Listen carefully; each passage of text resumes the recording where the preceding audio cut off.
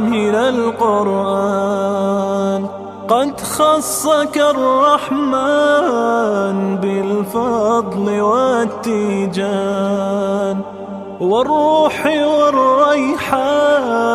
يا حامل القرآن، قد خصك الرحمن بالفضل والتيجان. أعوذ بالله من الشيطان الرجيم.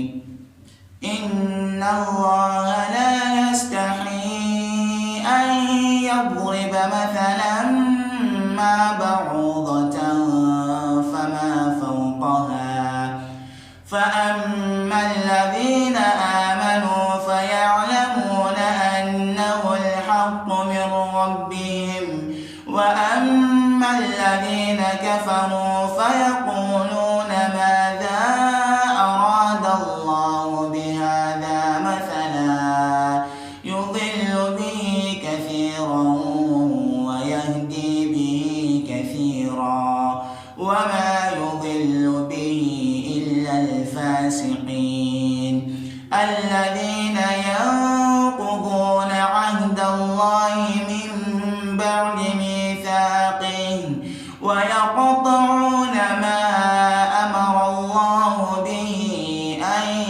يوصل ويفسدون في الأرض، أولئك هم الخاسرون.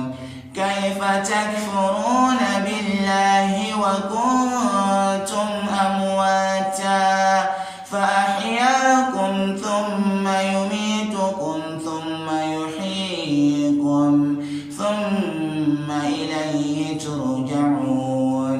هو الذي خلق لكم ما في الأرض جميعا ثم استوى إلى السماء فسواهن 7 سماوات وهو بكل شيء عليم.